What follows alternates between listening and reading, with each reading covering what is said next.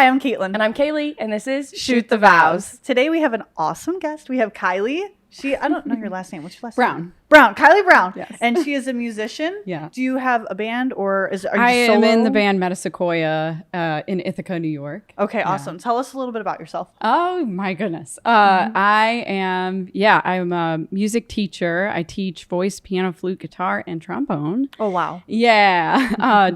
Jack of all trades, master of none. But I've been playing all of those instruments since I was a kid. Other than piano, I just started playing when I turned 30. Oh, okay. Like Never too really late to playing. learn. Yeah. I could play at like an elementary level. Okay. But then I just fell in love with piano. And I thought to myself on my 30th birthday, I was like, I'm not really good at anything. I would like to be good at one thing. So I started playing piano and I'm obsessed with it ever since. Yeah, I think it's probably the most versatile, Yeah. right? Yeah. You could do a lot with it. Yeah. And piano is like, guitar is a very difficult instrument to start, but piano is very easy, but it takes a long time. Like I think it's the hardest instrument in a lot of ways because you're reading both clefs, treble and bass, and then you're using both hands and they're doing different things. Yeah. So it takes, That makes sense. Takes a lot of brain power. So as far as how this all pertains to weddings, you Yeah.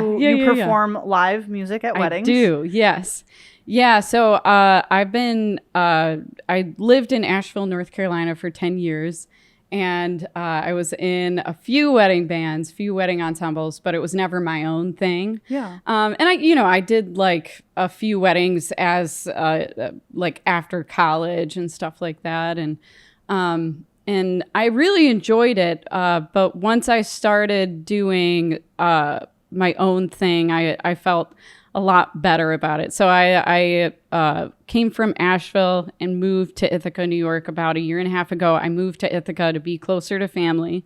And so, like I said before, I was always like doing weddings under somebody else. But now I'm owning my own business and doing it here by myself in New York. And it is just, it's so good. It's so much better. I love it. Yeah. Working for yourself is rewarding and challenging all at the same time. Yeah. Well, I've definitely seen how to do it well, and I've also seen how to not do it well through other people. And so I kind of got to go in with the mindset of like knowing exactly what I wanted to do, how I wanted to like market myself, the kind of music I wanted to play, like right off the bat. That makes sense. Yeah. So I do like a bunch of like pop covers, and I do some of the classical stuff too, but that's definitely not my main focus for weddings.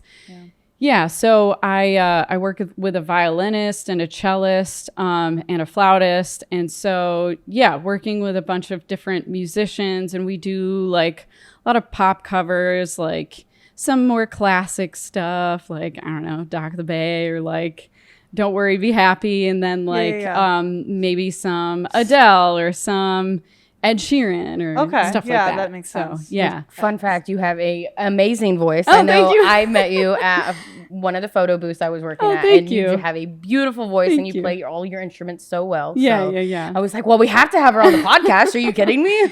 Yeah, that was the wedding at Handsome Hollow, and that wedding I played guitar and sang, and for the ceremony there was like, I felt like I was on an adventure, because did you go to the area where there's like, oh my gosh, the ceremony was in like the back forest, and it was like a magical, like entering into some fairy world. It was beautiful. So That's awesome. I got to, and that was really nice because I got to play guitar like with like my battery powered thing. So I didn't have to be attached to like electricity and it was like so fun. That's convenient. Yeah, it was very convenient. So there's obviously a huge difference between hiring a live band and a DJ. Yeah. You could do both. You could do one or the other. Do you do kind of the whole thing, like ceremony, reception, the whole kind of 9 yards? In the past I've done reception stuff, and I enjoy that. I really, really do. I actually work with a group called Warner Artists, and they are fabulous. I really enjoy working with them. So I've done some stuff with them for receptions and stuff. and that's more in the Hudson Valley area. And then they do some stuff in Massachusetts as well. But but other than that, I don't do reception stuff on my own. I've been kind of toying with the idea of doing a band, like a wedding band, because I feel like it's just, there's so few that do it like really well. Yeah. You know? Yeah. It definitely, I feel like it requires a certain level of energy too. Oh, yeah. For Yeah. sure. Yeah. There was one wedding that we went to where they had a live band, and it was the first one that I had ever seen where they had the full live band the whole time. Most of the time it's the DJ, and they usually have you during the during the ceremony. Yeah. So it was cool to see a couple that did it all the way around. Right. Yeah. Mostly what I do is ceremony and cocktail hour. And that is I love it so much. I love reception for its own reasons. Like I love the energy of the reception. And I feel like that kind of performance is one of my favorite things to do. You know, like as soon as I'm in that like band setting, I'm like, let's freaking party. But yeah, for like the cocktail hour and ceremony, it's just so lovely, and I like still get wilty and stuff when I perform, and I'm like, will this ever go away? Will I ever stop like choking up? It's so sweet. So I'm very, very lucky to do that, and it's nice because you get to have like the sweet part of the ceremony. You get to enjoy the cocktail hour, entertain the people, and then you get to go home. Yeah, it's got to be exhausting doing like from start to finish, because I mean, that's got to be what, like 5 hours? Yeah. Maybe 6? Yeah. Oh, that's maybe a long day. 7, and it's like, what other musician is performing for that long? Even concerts, it's like an hour or 2. Yeah. max. And they usually have, the pre-people that come on before the main show. So that's got to be exhausting. Yeah. My voice would just give out. Yeah. I mean, there is a cap to how much you can sing in one day, or how much is recommended to sing. You generally don't want to sing for longer than 3 hours. If you're singing for 3 hours is a long time to sing. And so if you're doing more than that, you're on the verge of like voice damage. Yeah. So, yeah. So I'm definitely careful about that. And because I play so many instruments, depending on what I'm doing, I don't do this at weddings, but I also like bring my loop pedal to like certain gigs. And if it's like a fancy like winery or something, I'll play piano and then like use my loop pedal, and then like play trombone and solo over the chords that I played on piano and stuff. So that helps to like save my voice. Generally in weddings, I use my loop pedal a little bit, not as much, but just like anything to help save and preserve my voice and keep it from being like, hoarse. Exactly. So I think sometimes couples will struggle with like, do we want a DJ or do we want a live band? Yeah. Like, what are kind of the I mean, some of the differences might be obvious, but like, what are the pros, cons, differences? Yeah. Oh my gosh. So I actually looked into this a few weeks ago because I was trying to explain to somebody like, what are the benefits? Like, it's nice to feel the vibes, but to actually know yourself, like, is there anything to this, or are we just all like thinking that live music is better and it's just the same, really? Yeah. But people really, they did. Gosh, I wish I could say what I read, or like I have such a crappy memory for this, but I read an article that basically talked about how like people feel the energy of live performance and they feed off of that energy. And if that energy is really strong and confident and good, then your people during the ceremony are going to be feeling that. It carries over. Yes, exactly. And then during cocktail hour, if there's like, really like a passionate performance, people are feeling that. And then by the time the reception comes around, they're primed for like the emotionality of the day. Yeah. Which is really beautiful. So in a way that having canned music is just not going to do the same thing. Yeah, that makes sense. Yeah. And so diving a little bit deeper into that, you want to have the right energy, right? Yeah. But how can you tell? Like, how do you, I mean, we always what talk questions about. should you ask? Yeah, how do you like, know if they're the right performer for you? That is a mystical question. And that is the secret of the universe. I think, like, I don't know. It's silly. Oh my God. I can't believe I'm going to say this out loud. Cringy. But there is something like, I don't know. I remember watching American Idol as a kid and being like, oh yeah, I really want to perform someday. And they would talk about the it factor. And I would be like 13 being like, what is it? Like, I need it, whatever it is. But it's really just, to me, that factor is being comfortable in your own skin, having conviction and passion about what you do, and it's going to shine through.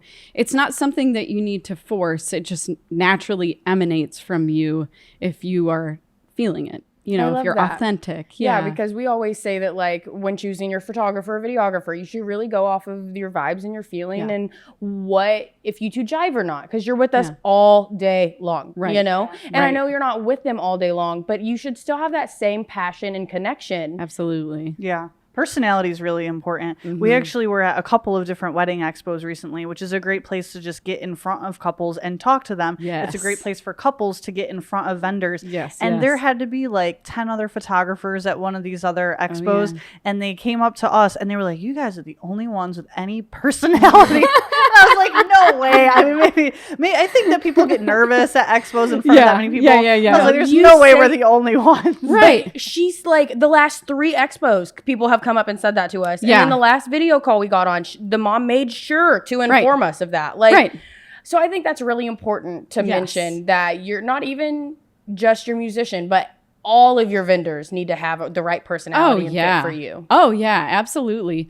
Well, and there's nothing, I've gotten headshots done before, and there is nothing worse than being in front of a photographer that you barely know, and they're like, okay, now looks super natural. And what is that? I am just very low masking and cannot hide my face.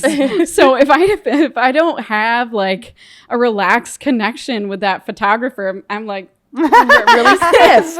I make such a stiff face, and it's terrible. So that makes sense. You definitely want to go off of the personality and like meeting with the person, whether that be virtually, in person. And I'm sure do your research, like make sure you listen to their music, make sure you like what you're listening to. It's not heavy auto tune, especially because it's going to be live. Absolutely. Absolutely. I bet you also probably have a lot of people that come to you and they say, oh, I was at this wedding and you were performing and I heard you. So that's probably another good way, is just going to weddings and being like, wow, these people are great. Yeah. Well, you know, it's really interesting because in North Carolina, I felt like maybe it's just where I was at. And I was in Asheville, North Carolina. It's a beautiful wedding destination.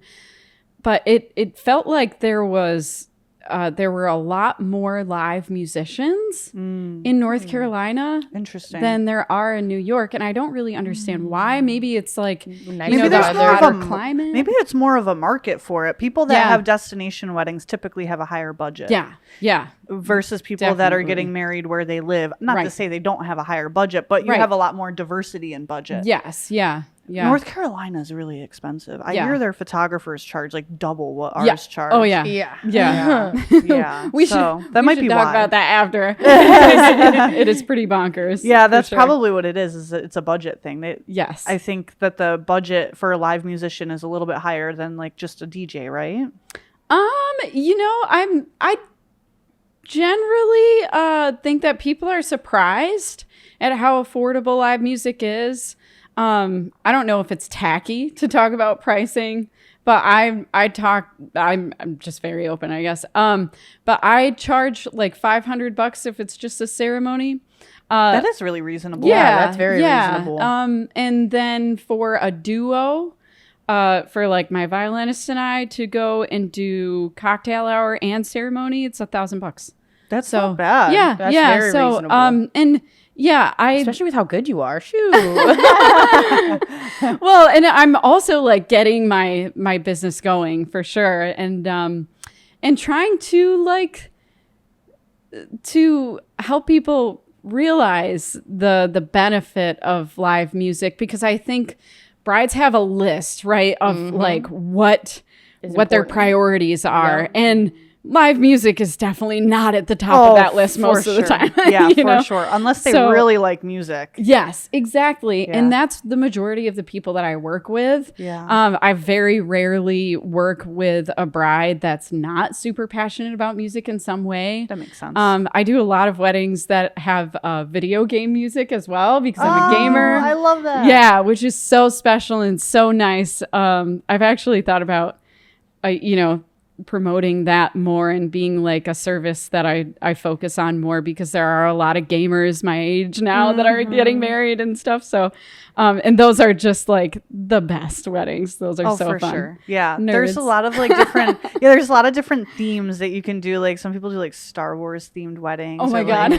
Like Harry Potter themed weddings. And obviously not everyone's like dressed like Harry Potter. You can do it very like tastefully and it's classy, but kind of, like having a little bit of music like dipped into that would be kind of cool. Well, it's an incredibly like nostalgic thing for people. Like video games are a piece of art that someone got to consume as a child, and sometimes like the couples have that connection that they're gamers together. And some of my favorite pieces of music are actually from video games. Oh, really? Yeah, absolutely. When my husband and I work, like when I'm editing, and he's a programmer, so he's just always on his computer.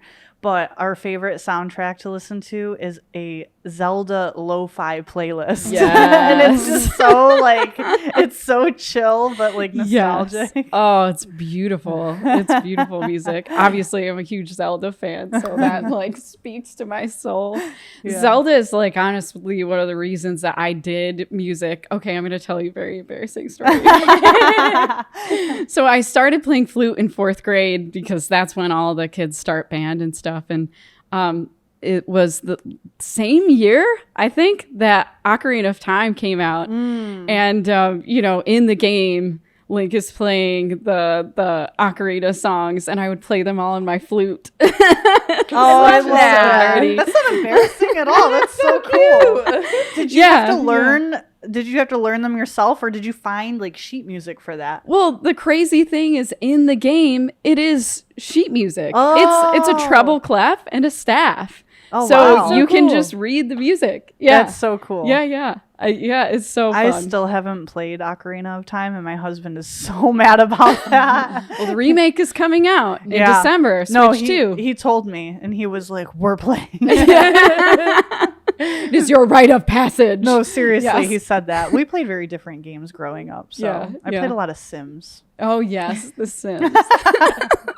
I love that. Anyways, getting back to wedding music. Yeah. Well, you never know. I wouldn't be incredibly surprised if I had a bride request some of the piano music from The Sims. No, seriously. That doesn't shock me at all, actually. Right? That would be me. I've seen stuff like that on TikTok. I'm like, really? Can that be me?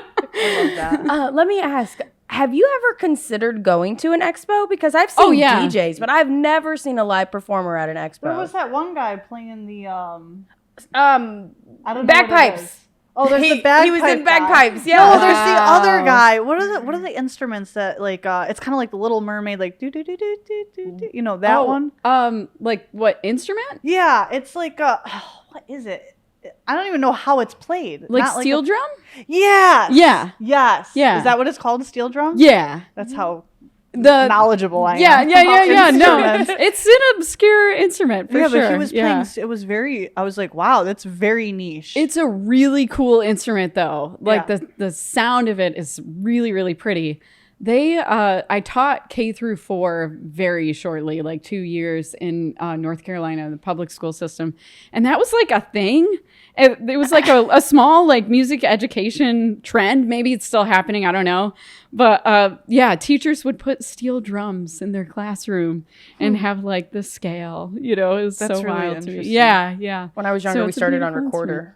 We started on recorder. Oh, yeah. Yep. Went from recorder, and then that's when I was like, well, I need to learn something else. So I learned piano by myself. I pray that my child never finds a recorder. No, for real. That was awful. Yeah. The recorder fairy might take it in their sleep. The recorder fairy, bless her.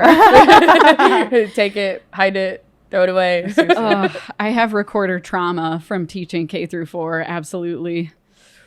Like a fourth grader just blew the recorder as loud as he could in my ear, and I was like, "Put it down." I like gave him the look of death. Yeah, I'm gonna break it. Yeah.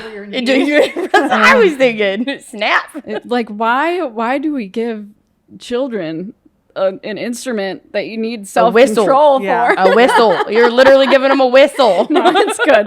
It is good. I support music education. Yes. I think the last question I had as far as like wedding music is like, if you, how can I get this out of my mouth?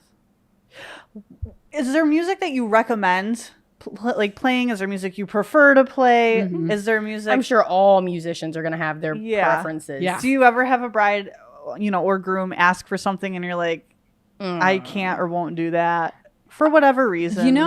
Thankfully, no. But good. I definitely have some. It wouldn't be a hard scenario for me to imagine, like, I wouldn't want to play that. I couldn't tell you what, like off the top of my head. I had like WAP by Cardi B on the guitar singing. Yeah. Oh, now I beg you to play it. Well, I started adding Espresso by Sabrina Carpenter into my repertoire, and I thought, like, this is not going to sound good, solo piano, but it's actually hip. Like, it's all right, Have you had any requests that you were like, oh, I got to learn what that is? What is that? Yeah, actually, the one at Handsome Hollow, they asked me to do that David Bowie song Heroes, which, like, I know that song. I've heard it. But playing just playing different. As a soloist is totally different. And I was like, how am I going to do this without sounding like I'm making fun of David Bowie? We could be heroes. Like, it just felt like very, I don't know. Yeah, exactly. So I don't want it to be campy, but I also want to capture the essence of the song, So that was, that's probably, I wouldn't even say that was a wild song choice or anything, but pretty much what I get is pretty standard. I did have one bride, bless her, one of my very close friends, Jamie, at her wedding. She was doing the smaller wedding thing, and we have been friends since college for years and years and years. It was very funny because she picked a song for me to play for her dad and her and their dance, and then her husband's the mom groom dance, and then then she goes, "Oh, I realized that I didn't pick a song. Kylie, just pick a song for us to dance to, because I totally forgot." I was like, all right, here we go. That's a big task. Yeah, but important task. No pressure. Yeah. Right? Well, but it was so funny, and it was so in the moment. It was so Jamie, and I played Ed Sheeran's "Perfect," which is like, that song. Just thinking about the lyrics, like, it makes beautiful. It makes me wispy. It's a beautiful song. So that was probably one of the funniest things that's ever happened. On the fly, choosing on the fly, like, first dance song. Here's your song forever. Hope you like it. So you had like 10 seconds to like just figure it out. Yeah, pretty much. I love that. Because I was like, well, maybe I assumed that they were gonna play something and like, play some canned music, and it was like, oh no, I forgot. You're like, what's the perfect song? Yes. Perfect song. Perfect. Yes. Perfect. It was perfect. Yeah. It was very, very fun. That's awesome. Yeah, I'm very lucky. No, and I have played expos in the past. I played a few in North Carolina, and then I was supposed to play the Finger Lakes one. The Finger Lakes Expo. Tommy D was, he's a DJ, was planning and organizing the whole thing. And the day of, I had COVID. So it's like, I really don't want to go and talk to brides with a fever and get somebody sick. Everybody. So, yeah. That sucks. So that was a bummer. I was really hoping for like more local gigs, because I last year I played 50 gigs all together with like, with like different bands. And that's like one a week. Yeah. It was a lot. Well, it wasn't one a week. It was like during the summer, I was like gigging bombarded everywhere. Yeah. So it was, but it was the most I've ever gigged in my life. It felt really good. It felt like so like validating, like this is what I've worked my whole life to like fulfilling. Do. Yeah, fulfilling. And then, but a lot of those gigs, I would say the majority of the weddings I did was in the Hudson Valley, which is a 3-hour drive one way, which, I would do it again. And I will do it again for sure. But it's nice to be able to play for people that are a little bit more local. I love it. I get so excited when the wedding's like 12 minutes from my house. Yeah. Like, what is this like? Oh my gosh. I'm always traveling. Absolutely. I have one of those this fall, and I'm like, thank goodness. No, I had a wedding. I had a wedding in January, and my husband was like, what time are you going to be home? And I was like, 9:45. And he was like, what? Really? I'll see you before I go to bed? The twinkle in your eye says it all. Yeah. So it was nice. But I do like to travel too, though. So it's always nice to see different venues too, and how they do things and the different scenery. Yeah, absolutely. Well, I have yet to I have a few in like some of the bigger, a few gigs this summer in some of the bigger venues that are in the Finger Lakes. Is it Aurora Inn? I'm so bad at names. Yeah. And I've heard like beautiful things about that, about that inn. So that'll be a lot of fun. And yeah, it's really nice, like growing up in this area and being like, oh yeah, playing something at Titanic Falls, like just around the corner, and it's like this beautiful, beautiful scenery. Yeah, we do a lot of proposals there. Yes, yeah. Right at the bottom of the stairs. That's becoming more of a thing. I was just talking to somebody the other day. More people are asking for music during their proposals, like live music. I know. Isn't that romantic? How cool is that? Yeah. We're going to tell our next couple. That's what I'm saying. We're going to start plugging Kylie in. We've already plugged her to one cover. We're going to start plugging her to all the proposals, too. Yeah. No, it's super fun. Imagine, like, even, like, Delphi Falls. They're walking down that little path, and they get to the waterfall, and you're down there with, like, even a violin or something. Yes, like, exactly. That would be great. And, yeah, I guess, like, a keyboard is a little bit harder to hide, but... Yeah, maybe. But, yeah, like, playing something acoustic and portable, like guitar, is a lot. That would be so cool. Yeah. It's very cool. Next proposal. That's so extra. How are you going to say no to that? That's what I'm saying. Like, you got like somebody taking pictures. There's like a guitarist. It's all like, you can't say no to that. She's singing "Perfect" by Ed Sheeran. Exactly. Oh my god, I'll cry. What's that song? Isn't there a song that's like, "Will you marry me"? There's like a newer song that he sings that. Well, Train. Marry Me, but that's a long time ago. Yeah, that's not one of them. You gotta play that one. Marry her anyway. Oh yeah, I can't stand you. Wait, what? Her dad's standing there like. Who does that? I don't know. It's a newer one. Yeah, it's in my head, but I can't remember. I don't know. We'll look it up. The only one I'm thinking about is the one where he's wanting her to marry him, but she's marrying someone else. That's the only one I'm thinking of. Don't play that. So like, that's not it. That's not that one. Yes, exactly. Well, thank you so much for coming on the podcast. Thank you so much for having me. This is a delight. Yeah. We just gotta ask her question. If you had one tip, trick, or advice for bride and grooms, what would it be? Ooh, oh my gosh. I know, it's a deep one. Oh yeah. Oh man. That I'm flooded with information in my brain, but at the same time, what drawer do I pick it out of? Right, exactly. Well, and it's not necessarily. I'll answer the question in two ways. I'll talk about music, and then I'll talk about just general advice. So the music part, a lot of people don't realize. They think like an hour of music is like a ton of things. It's only like 13 songs. 13 is my gold standard for like an hour of music, right? So I get like a giant list of like 100 songs from Bride. Sometimes I'm like, like that's for an hour. Yeah, exactly.